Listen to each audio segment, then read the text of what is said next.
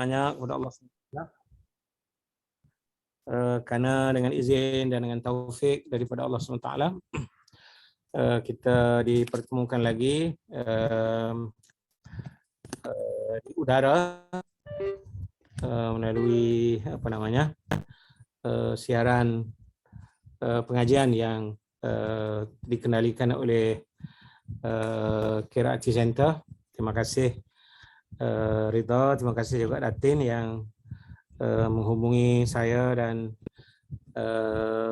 mengikut sertakan saya dengan program ilmu yang alhamdulillah mudah-mudahan dia menjadi satu daripada usaha kita dalam rangka kita insya-Allah untuk pertama beriman dengan apa yang disebut ataupun diperingatkan oleh Allah Ta'ala dengan at-tawasaw, saling ingat mengingat antara kita sesama kita. Mudah-mudahan dengan adanya platform ini sekurang-kurangnya kita dapat saling mengingati, khususnya dalam hal-hal yang melibatkan kehidupan seharian kita. Apalagi kita berpandukan kepada teks yang telah kita bincangkan, yaitu kitab Riyadhus Shalihin. Dalam temuan yang lalu saya telah perkenalkan sedikit dan mungkin telah pun juga diperkenalkan oleh sahabat saya Ustaz Said Nur Hisham sebelumnya. Jadi sekurang-kurangnya dia menjadi platform untuk kita, kalau ianya merupakan satu ilmu, maka anggaplah ini satu dapatan baru untuk kita sama-sama membuka minda dan meningkatkan kefahaman kita mengenai warisan yang ditinggalkan daripada junjungan Rasul SAW, yaitu hadis-hadis yang telah dikumpulkan oleh Al-Imam An-Nawawi rahmatullahi alaih. Kalau ianya mungkin banyak ada hadis yang berulang dan kita mengulang sebut hadis-hadis itu, maka anggaplah dia sebagai ulangan, dan ulangan juga tetap bermanfaat. Allah Ta'ala mengingatkan kita supaya saling ingat mengingat, karena ingat mengingat itu tanfa'ul mu'minin, sangat memberi manfaat dan memberi guna kepada mereka-mereka yang beriman, ya. Minggu lepas kita telah membincangkan hadis yang ke Allahumma salli Muhammad yang ke-6, ya, yang telah kita hampir selesai membincangkan kontennya, yaitu hadis al-mu'minul qawi, mukmin yang kuat, khairun, lebih baik, wa ahab, lebih disukai di sisi Allah Ta'ala, minal mu'min ad-dha'if, daripada mukmin yang lemah, ya. Dan kita telah sebut pun dalam pertemuan minggu lalu, lemah dan kuat ini ialah berkaitan dengan keimanan itu, bukan mengkhususkan kepada hal-hal yang melibatkan fizikal, tak, ya, tapi menjurus kepada keimanan insya-Allah. Dan keimanan ada kaedah ukurannya, kita dah bincang panjang rasa saya. Iman itu yazid wa yanqus, ada masa dia bertambah dengan kerja-kerja taat yang kita buat, dan kadang-kadang dia menurun, merudum, ya, hasil tindakan-tindakan kita yang bersalahan dengan tuntutan dan perintah Allah SWT, ya. Kita telah menyebut beberapa perkara yang berkaitan dengan hadis itu. Antara yang ingin saya highlightkan sikit lagi secara ringkas ialah apabila Allah Ta'ala, Nabi SAW telah menegur kita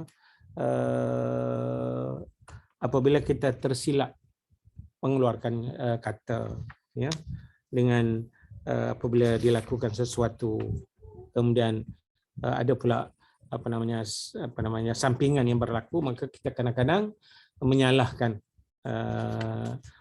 dengan menyebut seperti mana disebut, lau anni fa'altu kana kaza, kalau aku tak buat begini tak akan jadi begini, dan kalau aku buat begini dia akan jadi begini. Itu yang telah ditegur oleh Nabi kita sallallahu alaihi wasallam, ya. Satu perkara yang berkaitan ialah benda-benda yang positif dan negatif ini terhenti, ya. Ialah kita mengharapkan yang baik-baik sebagai bekalan kita, sebagai aset kita, ya. Dan apabila yang berlalu, yang kadang-kadang yang negatif, biasanya ada kekesalan di sebalik tindakan yang kita buat itu, ya. Namun kekesalan itu tidak akan dapat mengembalikan benda yang telah terlepas, ya.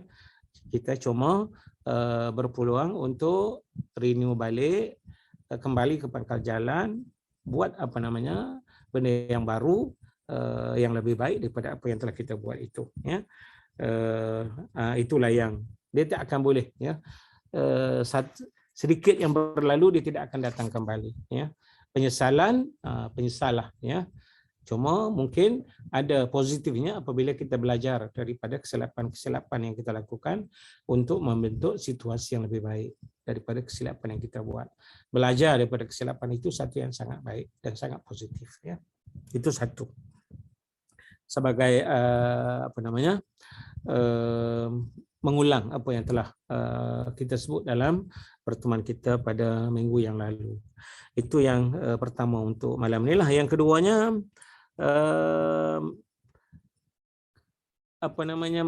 mengungkit atau penyesalan.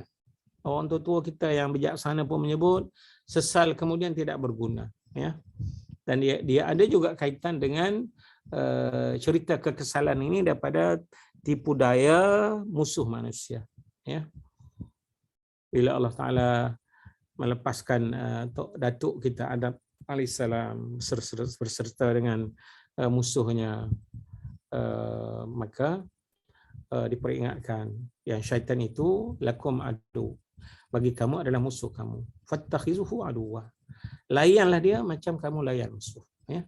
Jadi kesilapan-kesilapan, kekesalan ini sebenarnya ada kaitan juga dengan tipu daya daripada musuh manusia ini tadi, ya. Jadi sebab itulah kita dianjurkan sangat supaya kembali ke pangkal jalan dengan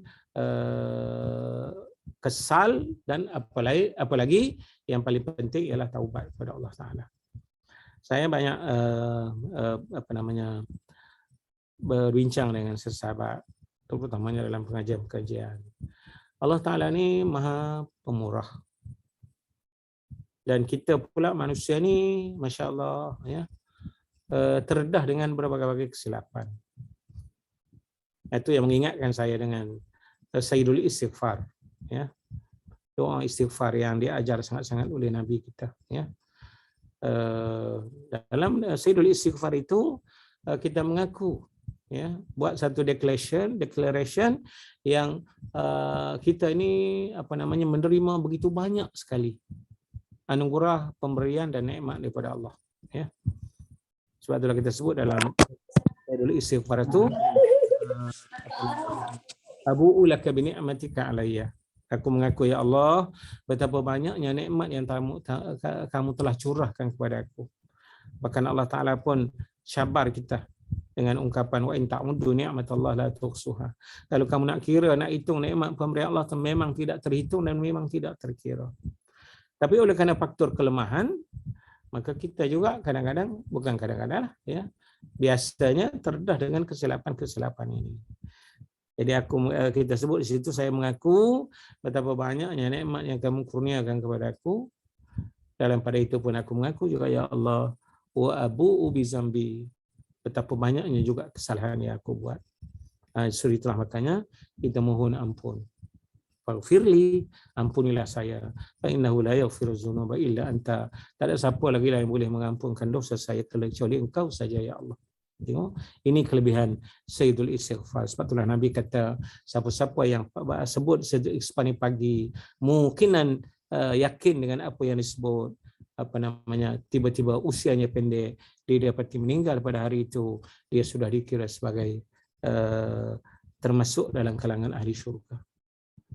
Sama juga kalau kita sebut pada Sayyidul Istighfar pada waktu petang, mungkinan juga Nabi kata dengan keadaan yakin dengan apa yang kita sebut, tiba-tiba usia kita pendek, Allah Ta'ala jemput kita pada hari itu atau malam itu, dia sudah dianggap sebagai ahli syurga. Jadi banyakkanlah dan biasakanlah dengan Sayyidul Istighfar ini sebagai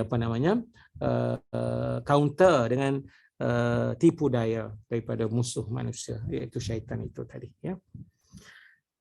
Dan yang terakhir yang boleh kita quote daripada hadis yang awal kita ambil pada minggu lalu ialah takdir, iman kepada takdir yang baik maupun yang buruk sudah menjadi salah satu daripada rukun iman. Kita dah percayalah beriman dengan qada dan qadar, ya. Tak kiralah baik atau buruk. Yang penting benda itu berlaku tidak lain kecuali dengan kehendak dan ketentuan Allah Subhanahu Wa Taala. Dan tidak ada siapa pun berupaya untuk membatalkan kehendak Allah SWT. Sebab itulah dalam hadis disebut apa yang Allah Taala kehendaki itu dia akan tetap berlaku, ya. Jadi kita sebagai seorang mukmin redha dengan apa yang berlaku. Mudah-mudahan Allah Taala mencatat kebaikan di sebalik apa yang kita buatkan itu, insya-Allah. Jadi untuk malam ni kita terus kepada hadis yang yang ke-7 daripada bab yang telah sahabat mulakan bersama-sama dengan Said Nur Hisham, dan iaitu kitab Mujahadah ini. Hadis yang ke-7 tagnya, kalau yang ada tag boleh semak. Kalau ikut tag yang ada dengan saya ni, angka daripada awal daripada kitab Riyadhus Shalihin ialah hadis yang ke-101, ya. Dalam bab hadis yang ke-7. Tagnya saya sebut tag dulu, anhu, ya, dimulakan dengan anhu. Anhu ini merujuk kepada sahabat yang telah meriwayatkan hadis yang sebelumnya. Kalau semua sesahabat ingat, hadis yang ke-6 dulu adalah daripada Sayyidina Abu Hurairah, ya. Jadi hadis ini juga adalah daripada riwayat Sayyidina Abu Hurairah radhiyallahu anhu, ya. Kata beliau, anna Rasulullah sallallahu alaihi wasallam qaal, bahawa Rasulullah sallallahu alaihi wasallam telah bersabda, ya. Apa sabdanya? Hujibatin nar bisyahawat wa hujibatil jannatu bil makarih. Hadis ini disebut oleh Al-Imam Nawawi sebagai muttafaqun alaih, ya. Hadis yang disepakati oleh dua tokoh besar dalam pengajian hadis, iaitu Al-Imam Al-Bukhari dalam kitab sahih beliau dan juga Al-Imam Muslim juga dalam sahih beliau, ya. Daripada Abu Hurairah bahawa Rasulullah SAW bersabda, neraka itu dikelilingi atau ditutupi oleh berbagai-bagai perkara yang kalau disebut di sana bisyahwat, ya. Kita tahulah syahwat, ya. Syahwat ni perkara-perkara yang selari tali dengan nafsu, itu syahwat, ya. Jadi neraka itu dia matching dengan benda yang kena dengan nafsu. Apa-apa pun kita boleh secara simple saja, kalau benda itu nafsu suka, maka dia matching lah dengan neraka, waliyazbillah, ya. Kemudiannya disebut lagi sebagai gandingan, wa hujibatil jannatu bil makarih, ya. Syurga pula dikelilingi atau ditutupi dengan perkara-perkara yang al-makarih, yang tidak disukai. Yakni yang tidak disukai maksudnya oleh nafsu. Apa-apa saja yang nafsu tak berkenan, nafsu tak suka, memang itu adalah laluan ke syurga Allah SWT. Tapi kalau yang selari, tali dengan neraka, itu memang tali dengan nafsu, maka dia matching dengan neraka itu tadi, ya. Hadis muttafaq alaih. Dalam riwayat Muslim, perkataan huffat menggantikan perkataan hujibat, ya, beza dari segi word ataupun perkataan yang digunakan oleh junjungan Rasul, ya. Walaupun kedua-duanya mempunyai makna yang sama, ya, dikelilingi ataupun ditutupi, ya, huffat. Mungkin kita boleh juga diringankan. Huffat ni khafif, ya, ringan, ya. Kata penulis iaitu Imam Nawawi, wahwa bimakna, dari segi maknanya sama, ya. Itu disebut dalam teks hadis, ya. Di mana diterangkan di sana maksudnya ialah di antara seorang hamba dengan dua tempat. Dua tempat yang dimaksudkan di dalam hadis ialah al-jannatu wan nar. Tempat yang pertama ialah syurga, tempat yang kedua ialah neraka, ya. Di antara seorang hamba dengan dua tempat itu, yakni syurga dan neraka, terdapat hijab. Seperti guna perkataan hujibat, minta maaf, ya. Tidak ada syaddah, tidak ada sabtu, ya. Hujibat, yakni diringankan ataupun dikelilingi atau ditutupi, ya. Terdapat hijab, yakni penghalang atau sesuatu yang menutup, ya. Jadi siapa-siapa yang nak masuk atau dimasukkan, maka dia kena hilangkan dulu penutup itu tadi, ya. Jika hamba itu mengerjakan apa-apa yang menjadi penutup itu tadi, maka dia matching lah. Kalau dia buat perkara-perkara yang menutupi neraka, maka ke neraka lah dia. Wa'alaikumsalam. Dia minta berlindung kepada Allah Taala. Kalau yang dia buat itu perkara yang menutupi ke syurga, maka ke syurgalah jawab dia. Jadi ini dua faktor yang dijelaskan oleh junjungan Rasul sallallahu alaihi wasallam dalam hadis yang ketujuh ini, ya. Di segi takhrijnya, hadis ini diriwayatkan oleh Imam Al-Bukhari. Kalau kita tengok balik dalam Fathul Bari, hadis yang ke-320, dan hadis ini diriwayat juga oleh Imam Muslim dalam Sahih Muslim, hadis nombor 2823, ya. Yang telah saya sebutkan tadi, tempat ataupun lokasinya di mana. Kalau kita buka kitab hadis yang besar ini, di situlah, ya, kita akan jumpa hadis ini disebut. Dalam istilah ulama hadis dipanggil takhrij, ya, di mana sumber asal, ya. Dan takhrij ini dalam saya tak pasti sejak bila dia sudah menjadi satu subjek yang dipelajari sebenarnya, ya, di Institut Pengajian Tinggi, ya. Kebetulan saya semasa bertugas di Malaya pun di antara subjek yang biasanya diserahkan untuk saya kendalikan ialah subjek takhrij ini, ya. Dia ada kaedah-kaedah, kita nak tahu di mana hadis itu disebut oleh para ulamanya dalam karya masing-masing. Bahasanya disebut sebagai takhrij, ya. Sebab itulah kalau kita semak kitab hadis, di hujung dia sebut akhrajahu, ya. Akhrajahu itu di mana disebut dan dinyatakan, ya. Sama ada dalam kitab Sahih Bukhari ke ataupun kitab Sahih Muslim ke, akan dinyatakanlah tempat dan lokasinya itu tadi, ya. Jadi kita cuba tengok konten bagi hadis yang ke-101 yang bersama-sama dengan kita pada malam ini. Yang pertamanya, kalau boleh kita kongsi,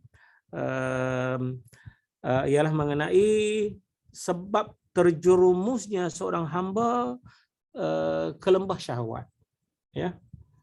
Sebab ada dua perkara yang penting yang di-highlightkan oleh Nabi ini. Yang pertamanya ialah asyahwat itu tadi, ya. Kita bila sebut syahwat, terjemahkan dengan nafsu, ya. Walaupun mungkin agak matching kalau kita sebut juga asyahwat itu benda-benda yang menyenangkan nafsu itu tadi, ya. Satu.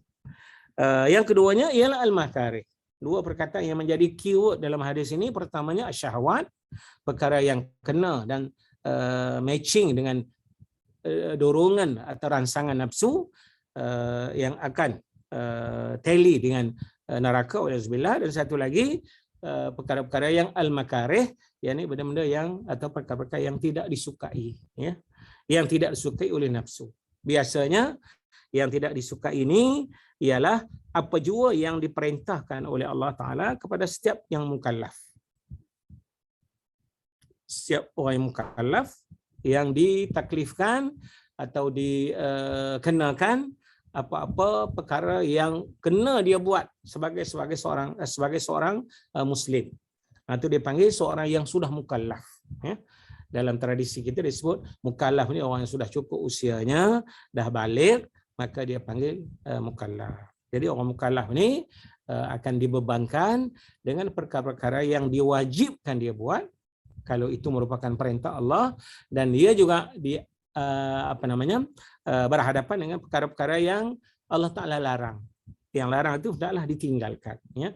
tradisi seorang mukallaf, buat apa yang diperintah, tinggal apa yang dilarang.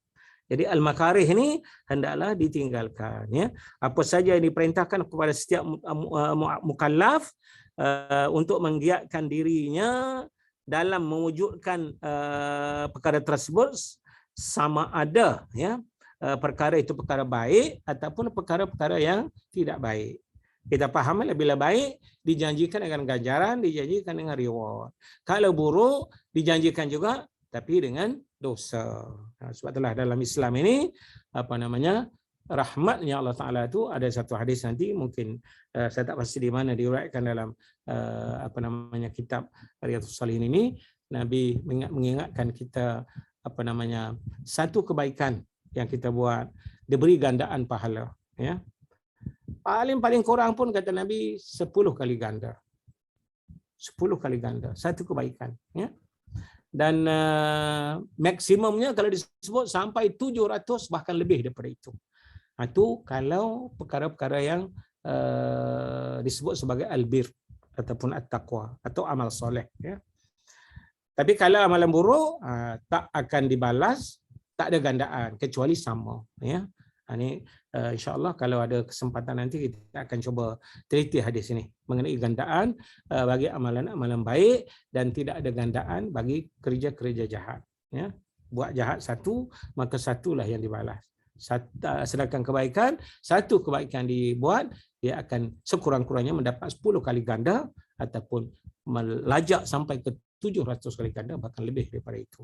Terhenti kepada ketulusan individu atau hamba-hamba yang soleh ini tadi. Masya Allah, ya. Jadi sebab itulah makanya al-makarih ni benda yang akan membawa ke syurga. Sebab benda-benda yang matching atau tally dengan syurga biasanya nafsu tak suka. Kita boleh baca, boleh agaklah, ya. Sebut saja benda-benda baik.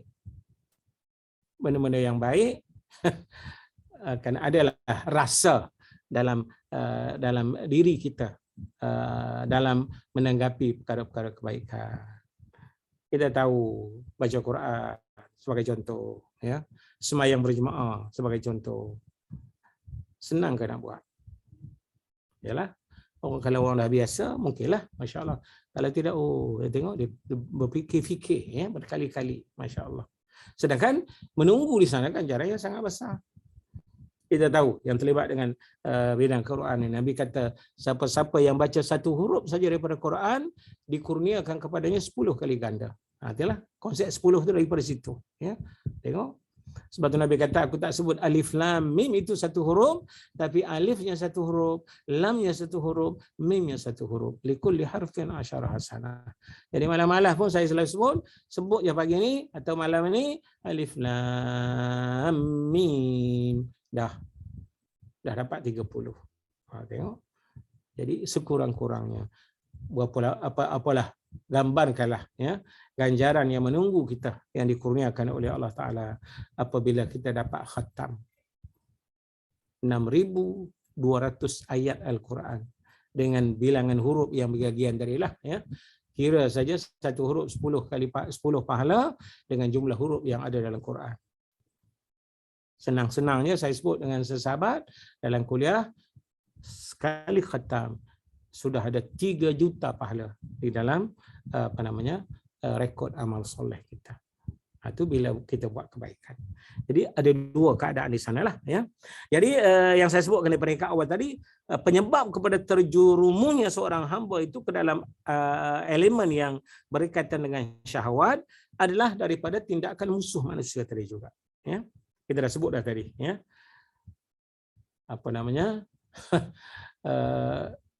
Syaitan ini dia dapat lesen besar kalau dalam bahasa saya, ya. Dia minta keizinan kepada Allah selepas dia disingkirkan daripada syurga bersama-sama dengan datuk kita Adam alaihissalam. Tengok, masing-masing Allah Taala kata antara satu dengan lain akan bermusuh sampai bila-bila, dan syaitan telah mohon dengan Allah. Dia kata, ya Allah, aku mohon daripadamu untuk la aghwiyannahum ajma'in. Aku akan pedayakan mereka semuanya. Semua anak-anak Adam ini akan dipedayakan illa ibadakal mukhlasin, kecuali hamba-hambamu yang tulus, yang ikhlas. Jadi ikhlaskan diri, insya-Allah pedayaan syaitan itu dia tak dapat untuk atasi mereka-mereka yang tulus ini tadi. Kalau tidak, memang sebab dia kata sebabnya terjerumusnya seorang itu kepada perkara-perkara yang asyahwat tadi ialah tak ada lain kecuali tindakan daripada musuh manusia ini tadi, ya. Di mana kerjanya ialah at-tazyin, ya. At-tazyin ni saya tak tahulah betul ke tidak terjemahan yang saya buat. Dia macam dia make up supaya nampak jadi cantik. At-tazyin ini buat guna perkara supaya benda-benda yang baik, benda-benda yang tidak baik itu nampak macam cantik. Tengok, itu kerja dia orang. Yang menyebabkan kita hamba ni terpukau, ya, dengan penilaian lahiran, akhirnya kita pun terjebak dengan perkara-perkara yang buruk ini tadi yang telah dijadikan atau dinampakkan macam cantik oleh musuh manusia ini, ya. Itu dipanggil at-tazyin. Kerja dia lah, ya.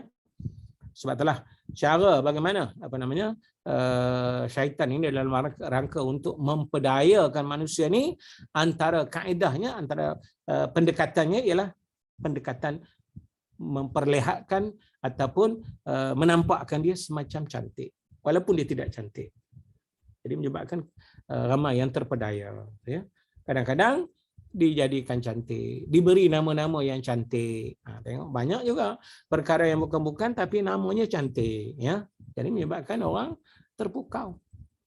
Contoh yang paling besar, yang paling dekat dengan kita umat Islam ialah riba, ya. Wa ahallallahu al-bai'a wa harrama riba. Jelas. Allah Taala kata aku aku halalkan jual beli dan aku haramkan riba. Riba. Kita tak guna istilah riba.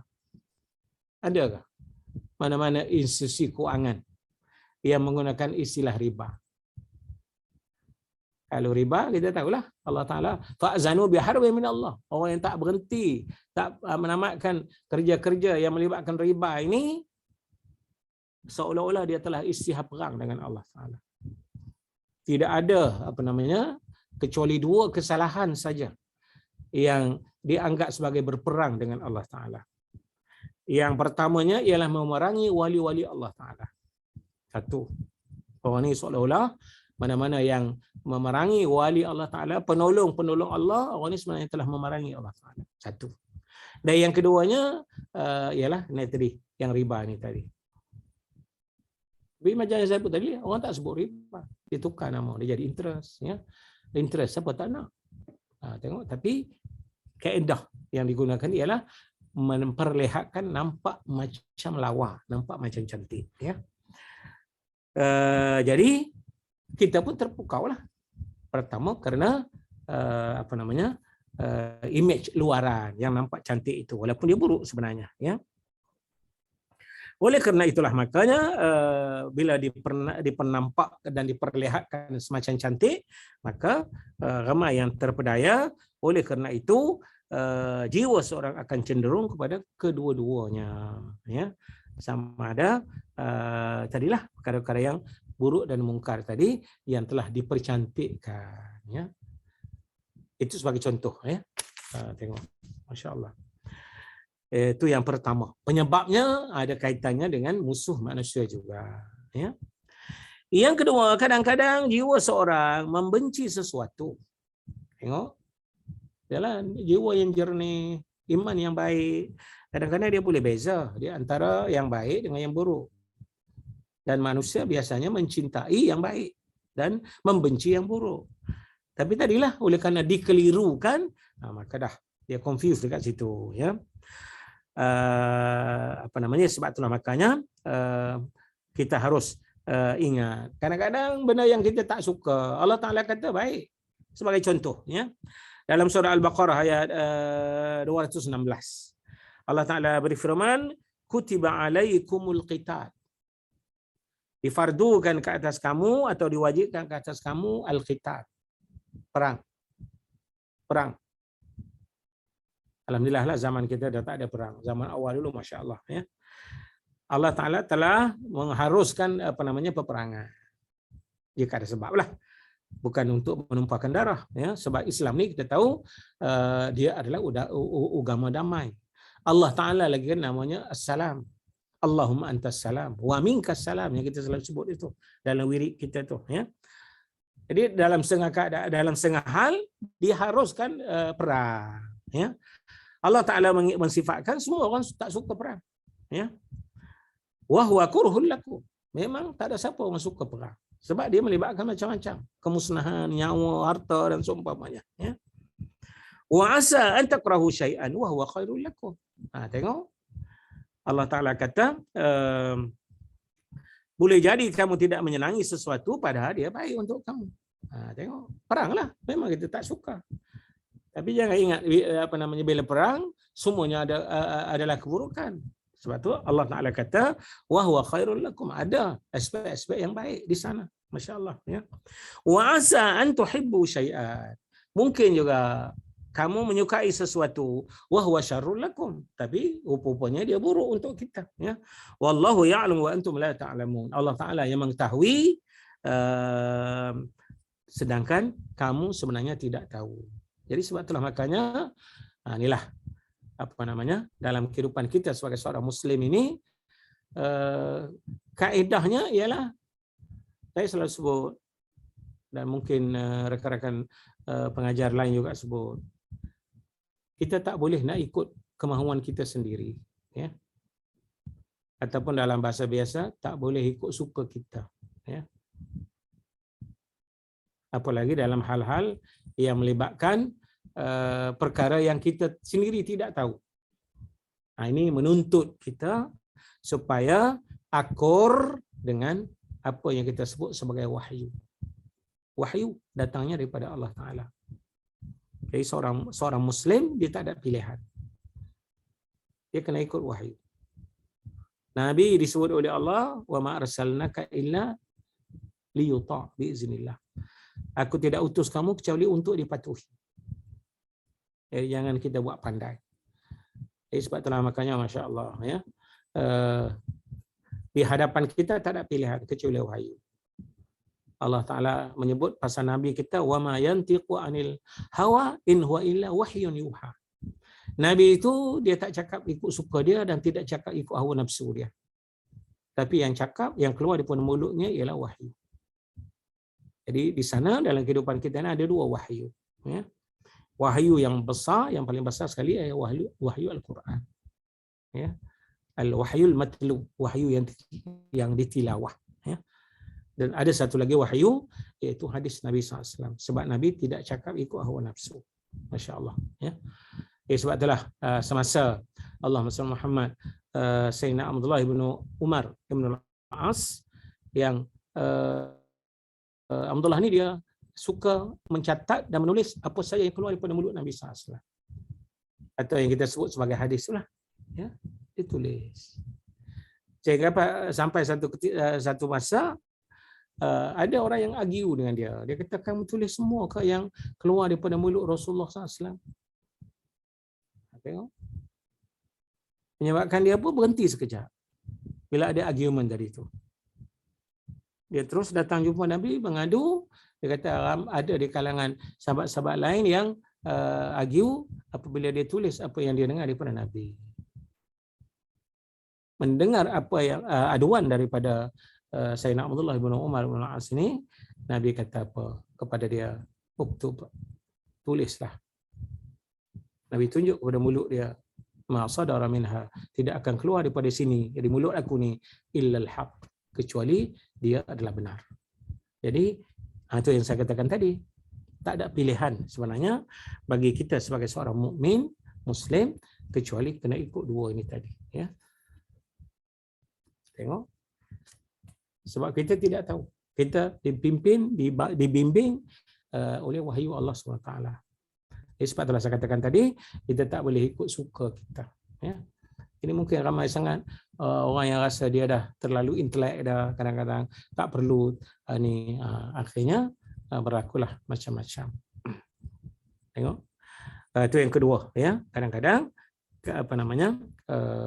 kita terpikat dengan yang baik-baik, tapi entah macam mana diperdayakan oleh apa yang kita sebut tadi lah, oleh musuh kita, menyebabkan terlaku juga atau terbuat juga perkara-perkara yang menyalahi dengan kebenaran itu tadi.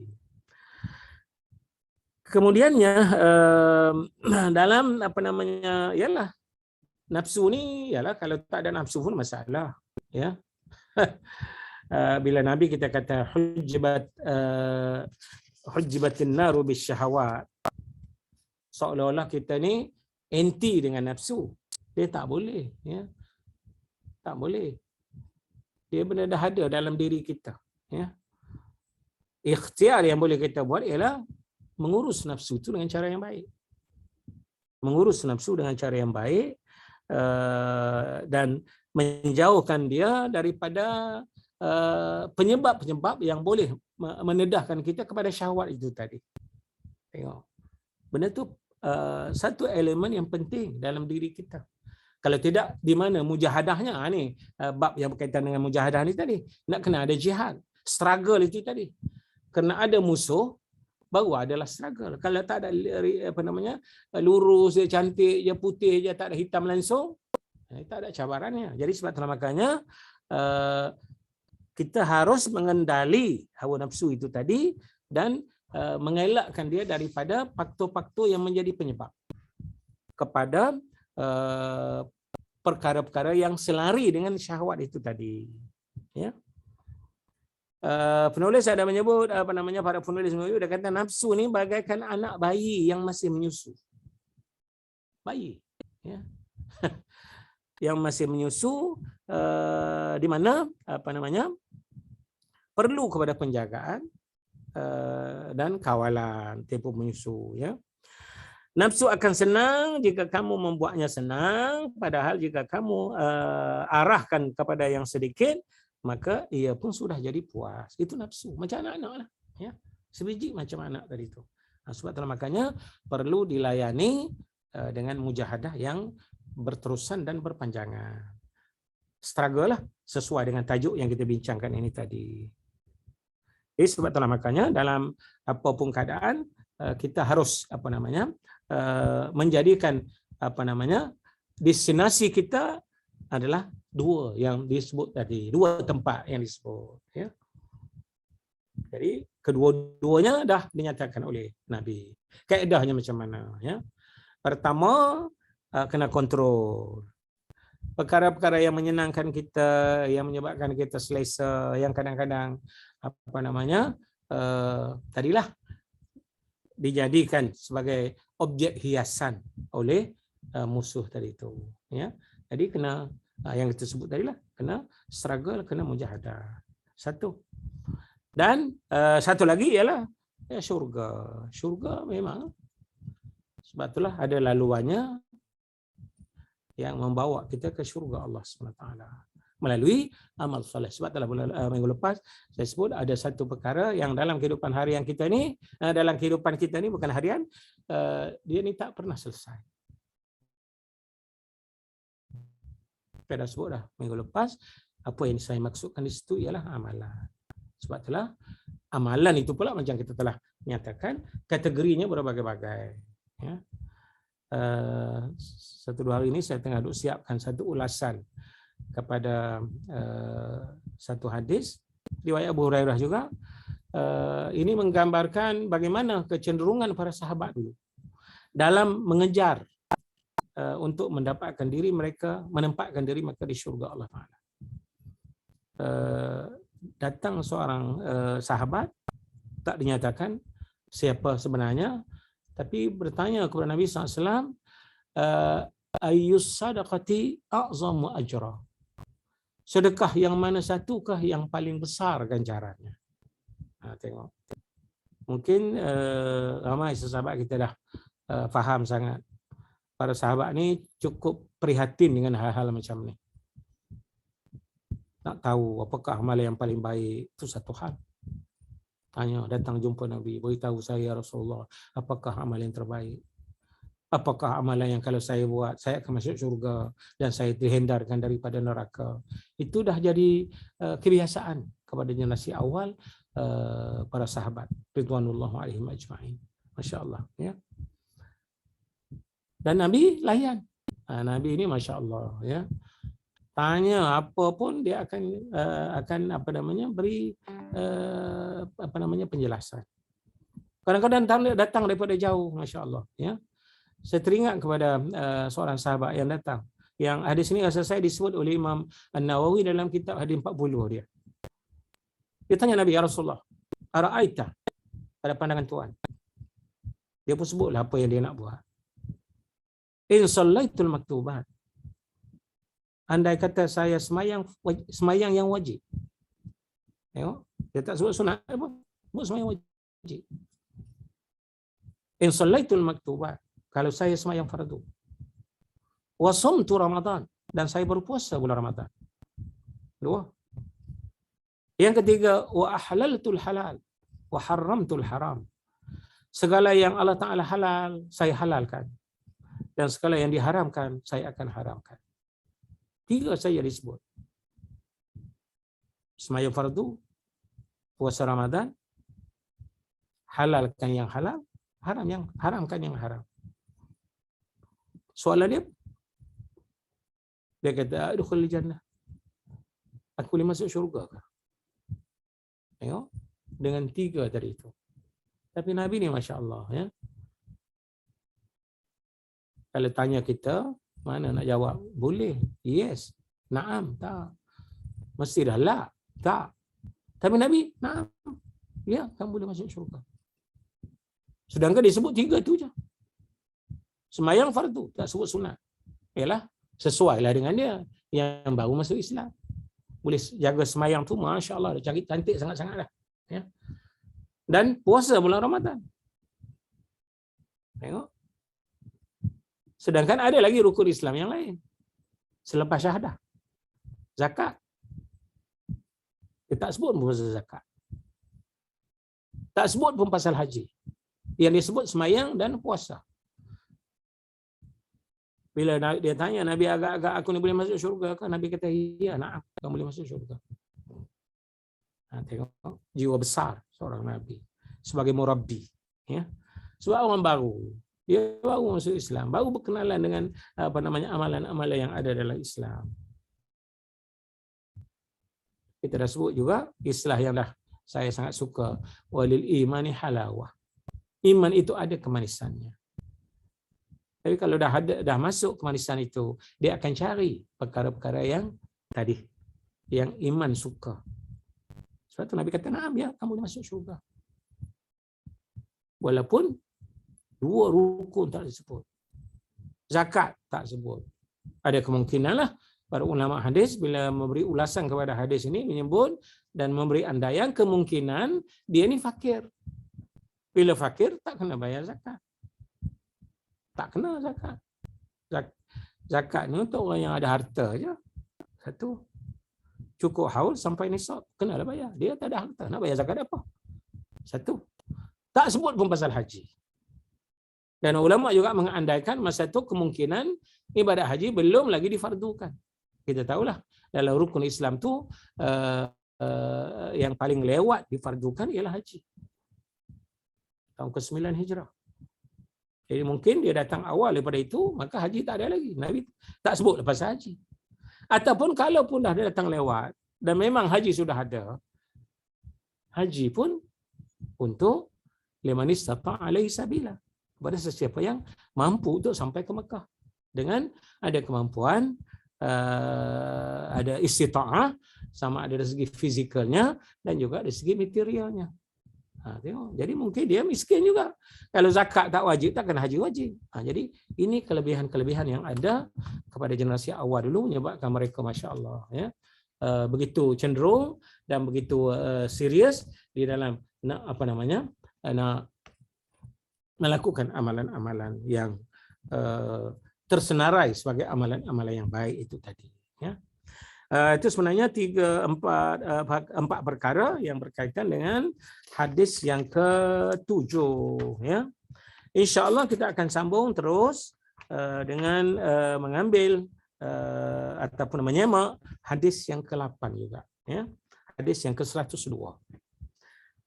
Hadis ini agak panjang sikit yang menceritakan mengenai Huzaifah bin Yaman yang bersolat bersama-sama dengan Nabi. Ini pun termasuk juga dalam bab mujahadah, ya. Kita cuba tengok tagnya dulu, ya. Ana Abi Abdullah Huzaifah bin Yaman radhiyallahu anhu qala shallaitu ma'an Nabi sallallahu alaihi wasallam zata lailatin, ya. Saya tak akan terjemah secara literal, saya bagi maksud jelah, ya. Huzaifah kata, aku telah bersolat bersama-sama Nabi pada satu malam, ya. Jadi dia jadi makmum lah, Nabi jadi imam, ya. Faftataha al-Baqarah. Lalu Nabi buka solat dia dengan membaca surah Al-Baqarah. Ya, surah Al-Baqarah. Surah yang paling panjang dalam Quran ni Al-Baqarah, ya. 3 juzuk tuan-tuan puan, ya. Qultu yarka'u indal mi'ah. Huzaifah yang sembahyang dengan Nabi itu dia ada agak, dia kata agak-agaknya Nabi akan rokok bila sampai ayat yang ke-100. Baca surah Al-Baqarah sampai ayat 100, agak-agaknya kata Huzaifah Nabi akan rokoklah dekat situ. 100 pun lama tu, ini qiyam. Ini solatul qiyam, solat malam, ya. Bukan sembahyang fardu. Summa madha, rupa-rupanya tak, dia tak berhenti, dia tak rokok pun. Baca terus. Fa qultu yusalli biha fi rak'atain, ya. Dalam satu rakaat tu. Fa madha, berjalan terus. Tengok. Fa qultu yarka'u biha summa iftataha an-nisa. Rupa-rupanya habis surah. Habis surah Al-Baqarah. Tengok. Satu rakaat lagi tu. Kemudian dimulakan pula dengan surah An-Nisa. Dia langkau. Dia tak baca Al-Imran dulu, dia baca An-Nisa dulu. Ya, mula dengan An-Nisa, dia baca surah An-Nisa. Summa iftataha Al-Imran. Habis surah An-Nisa. Ini jumlah ayatnya masya-Allah 200 300 ni ayat ni, ya. Dalam surah-surah besar ni, ya. Al-Imran 200. Al-Baqarah berapa? Dekat 300 rasa saya. Tengok. Tengok. Dia mula dengan Al-Imran. Baca surah Al-Imran. Yaqra'u mutarassilan, ya. Baca dengan cara yang betul lah, ya. Mutarassil ni baca ikut layan dengan huruf dan dengan makhraj semua sekali, ya. Bukan baca ikut danya dah, ya, baca dengan tertib maksudnya. Iza marra bi ayatin fiha tasbih sabbah. Bila dia lalu sampai ayat yang ada ungkapan tasbih di situ, dia berhenti dulu untuk bertasbih, ya. Wa iza marra bi su'alin sa'al. Bila jumpa pula di sana ayat yang berbentuk soalan, sa'al. Dia bertanya dulu dekat situ. Wa iza marra bi ta'awwaz, ya ta'awwaz. Bila sampai ayat yang supaya minta berlindung, isti'azah, dia minta berlindung dulu. Tengok. Artinya sebagai tambahan kepada ayat yang dibaca tu. Dahlah panjang, ya. Ada pula benda-benda lain yang melengkapkan lagi. Tengok tuan-tuan.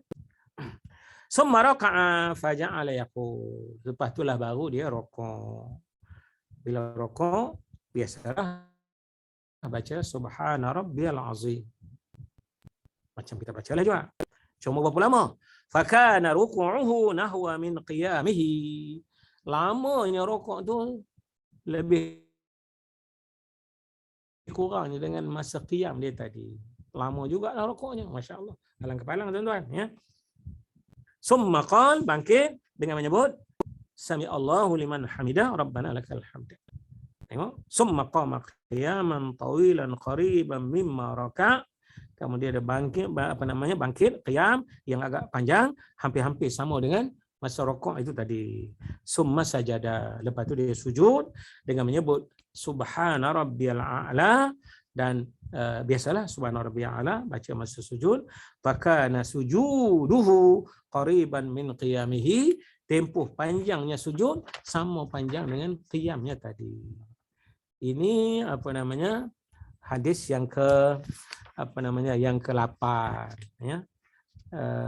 Bersumberkan daripada Sayyidina Huzaifah Ibnul Yaman ya. Di mana beliau bersama-sama Nabi SAW bersolat malam ya. Di antara perkara-perkara yang boleh kita kita jadikan pengajaran daripada hadis yang panjang ni ialah pertama, boleh berjamaah dalam solat sunnah. Ini semua kita dah fahamlah ya. Ini dibuktikan dengan Sayyidina Huzaifah beriman dengan Nabi sedangkan solatnya solat malam. Solatul qiyam ya. Bukan sembahyang fardu. Jadi artinya hadis ini sebagai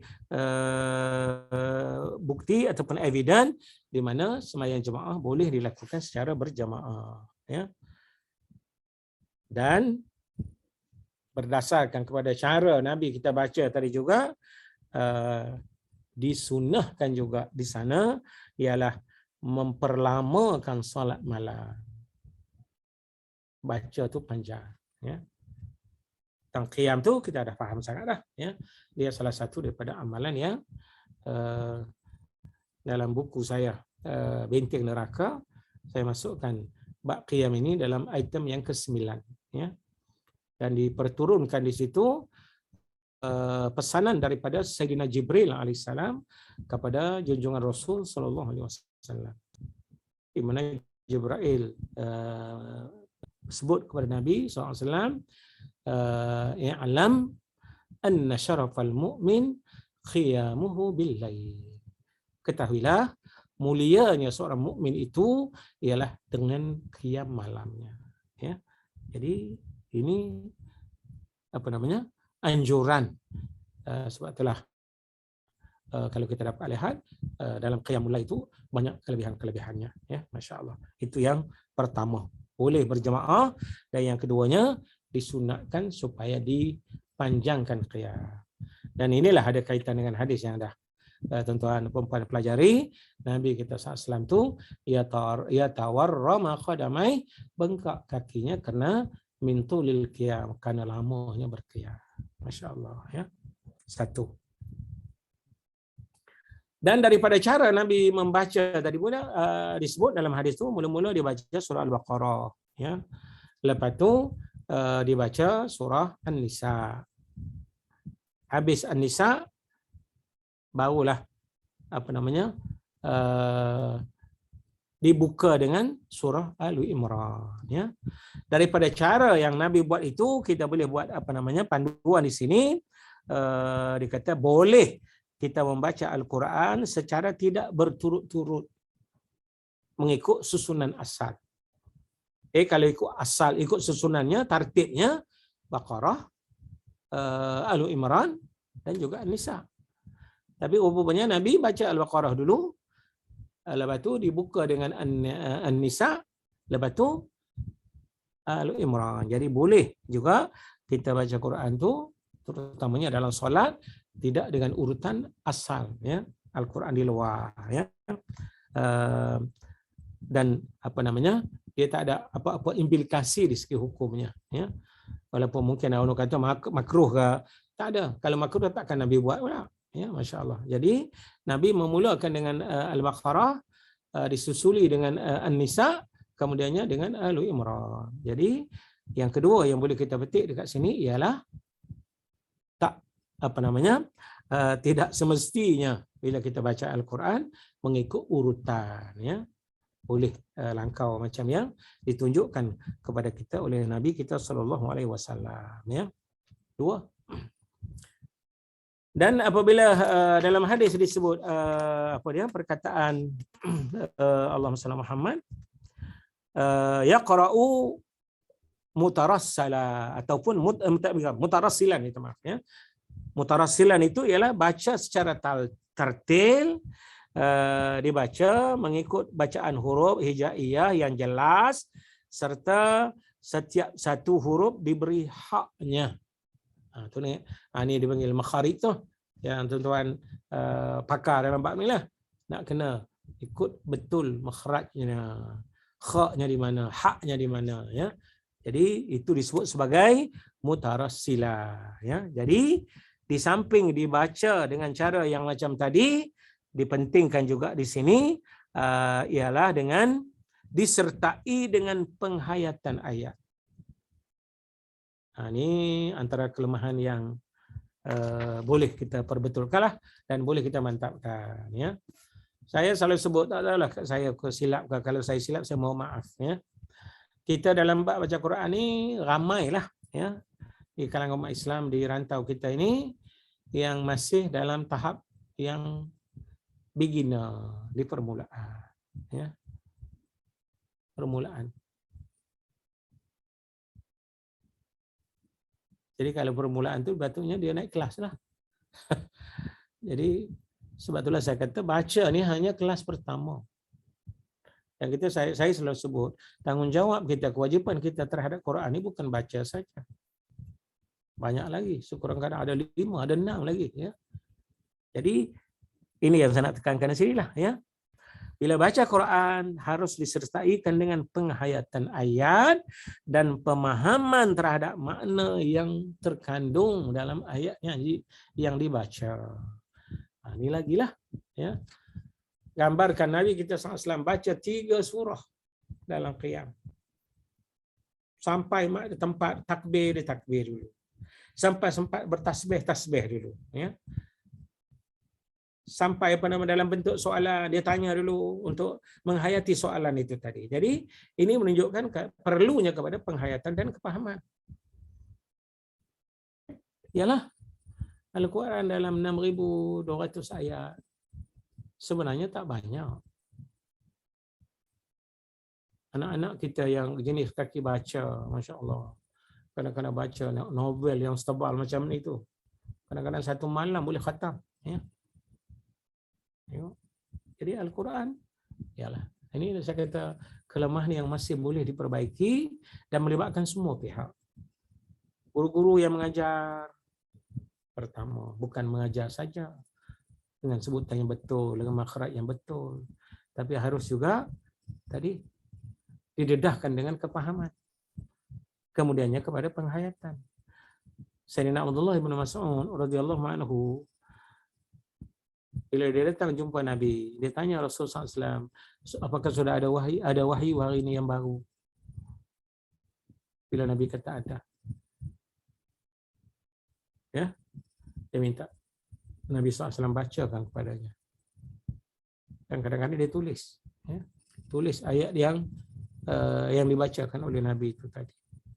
Tengok, balik bawa ayat 5 atau 10 ayat yang baru diambil daripada junjungan Rasulullah SAW itu.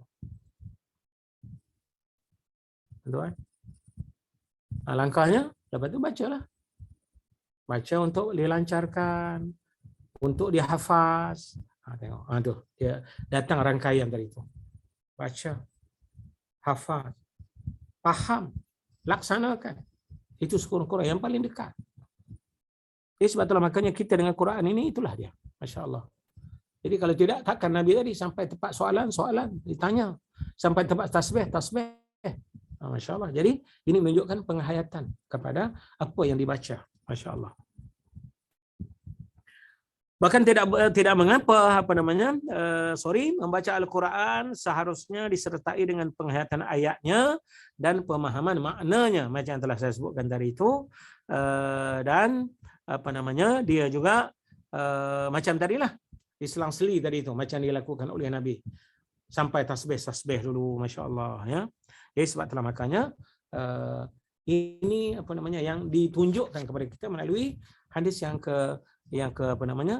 sedang kita pelajari ini. Hadis yang ke berapa tadi? Yang ke-8, Masya Allah.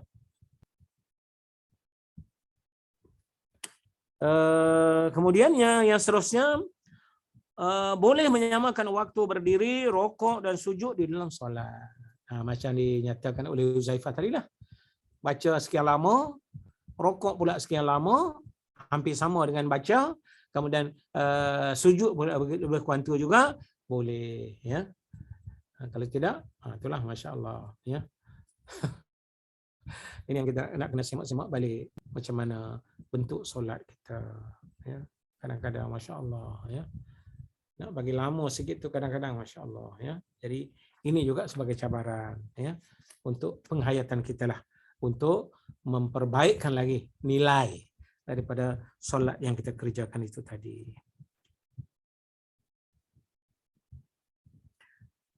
Apabila Huzaifah bin Yaman menyebut dalam hadis tadi dengan nama-nama, ya, kita nampak macam agak nak sebut apa, menariklah di situ. Kita ingat kita sekarang tahu nama surah tu, ya, dengan Al-Baqarahnya, dengan An-Nisa-nya, dengan Al-Imran-nya, ya. Rupa-rupanya nama-nama surah yang disebut oleh Sayyidina Huzaifah itu sudah pun dikenali dan telah pun popular, ya, di zaman para sahabat semasa hayat junjungan Rasul SAW, ya. Jadi itulah dia address ni. Nabi baca Al-Baqarah, kemudian dibuka dengan An-Nisa, kemudian dibuka pula dengan Al-Imran. Jadi rupa-rupanya benda ni sudah pun established dan sudah popular di zaman awal dulu, ya.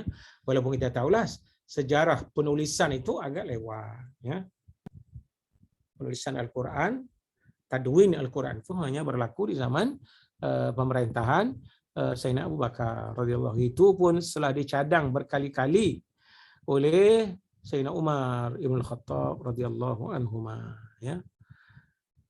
Sayyidina Umar pun ini pun mungkin dengan apa nama dia panggil kepahaman yang mendalam. Bila dilihat masa itu, masa Sayyidina Umar, pengeluasan wilayah masih apa namanya masih rancak masa itu, dirancakkan lagi semasa Umar jadi khalifah. Ini dalam perang pengeluasan wilayah yang kita gunakan istilah futuhat, ya, pembukaan wilayah itu. Ramai penghafaz Al-Quran syahid. Tengok, Al-Quran di peringkat awal dulu dihafaz dan tak ada yang bertulis. Itu isu dia. Jadi berapa ramai setiap kali peperangan apa namanya ada saja penghafaz Al-Quran, hafiz ini yang syahid di medan juang, di medan perang. Ini yang merisaukan Umar radhiyallahu anhu. Dan akhirnya dia masuk, cerita ini disebut oleh Al-Imam Al-Bukhari dalam kitab Sahih dia, menceritakan berkali-kali dia masuk. Pertama kali dia cadangkan kepada Sayyidina Umar, kepada Sayyidina Abu Bakar supaya disalin Al-Quran itu. Sebab tadi kerana faktor wafatnya, meninggalnya ramai penghafaz Al-Quran. Abu Bakar dengar cadangan itu. Tapi dia kata apa? Khasyid. Aku risau, aku bimbang. Karena menyalin Al-Quran ini tak pernah dibuat oleh junjungan Rasul semasa hayat baginda. Jadi takut aku ni buat benda yang Nabi tak buat. Tengok. Sifat Abu Bakar. Takut nak buat apa yang Nabi tak buat. Bagaimana pula generasi sekarang ni? Apa saja yang Nabi tak buat, itu yang dia ligan pun. Tengok. Tak berani nak buat. Dia kata takut-takut aku buat apa yang Nabi tak buat. Sifat terpuji Umar pula, dia tak putus asa. Walaupun Abu Bakar tolak cadangan dia di peringkat pertama, dia ulang datang, ulang sebut, ulang syadang. Hingga Imam Al-Bukhari menyebut hatta sarahallahu sadra Abu Bakar. Sehingga Allah Taala melampangkan dada Abu Bakar untuk menerima cadangan Umar itu tadi. Dan akhirnya dibentuklah satu tim untuk menyalin Al-Quran. Terdiri pada beberapa orang sahabat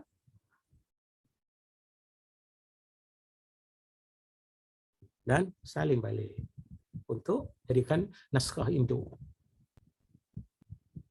Naskah itulah kemudiannya berada dalam simpanan Ummul Mukminin Hafsah, ya, untuk satu tempoh semasa semasa Khalifah Umar kot, masya-Allah kan.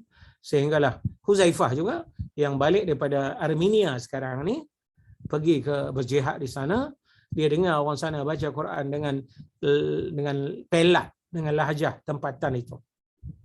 Ini yang mendorong dia kemudiannya supaya disalin Al-Quran yang sudah ada itu dan diperbanyakkan naskahnya dan diagihkan ke beberapa tempat di dunia Islam pada masa itu untuk menjadi semakan umat Islam semasa. Itu berlaku semasa pemerintahan Sayyidina Utsman radhiyallahu anhu. Utsman lagi sekali buat satu tim komiti.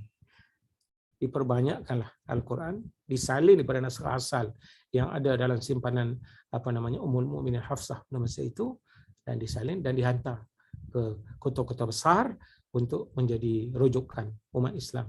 Masya Allah.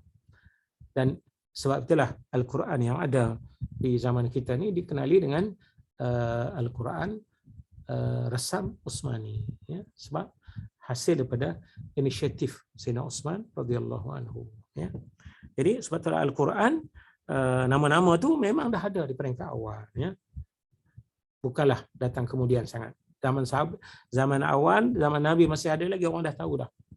Tinggal lagi dia tidak disusun, tidak ditadwin dalam bentuk koleksi macam yang ada sekarang, tapi berada dalam hafazan para sahabat pada masa itu. Masya Allah.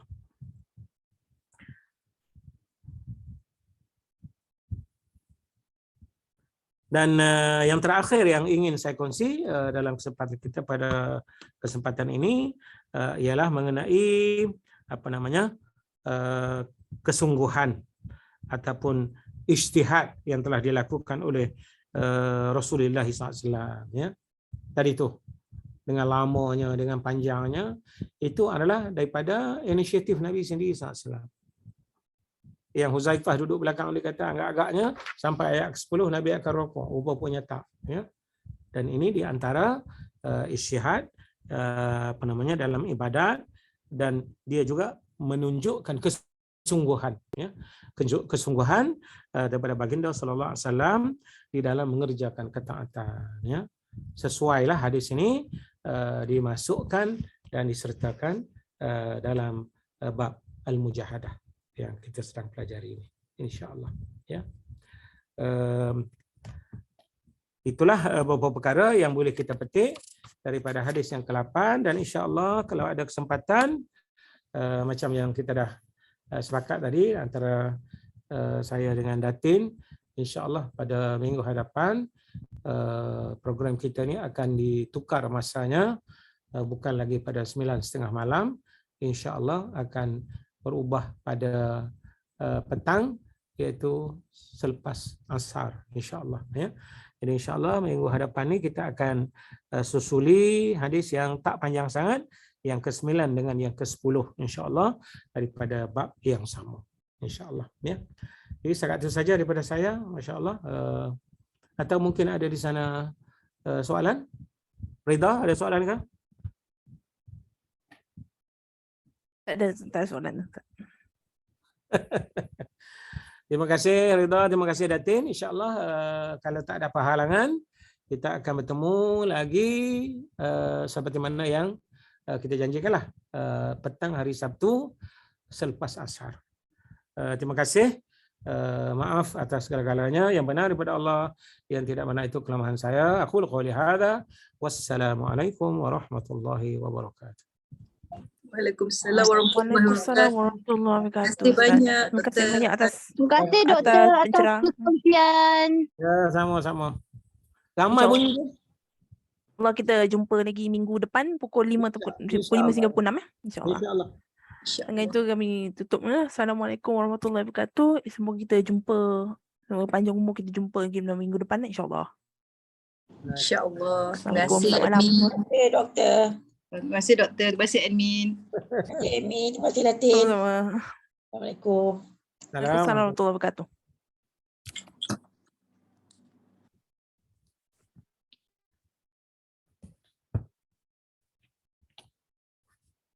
Saya boleh tutup dulu, ya, doktor?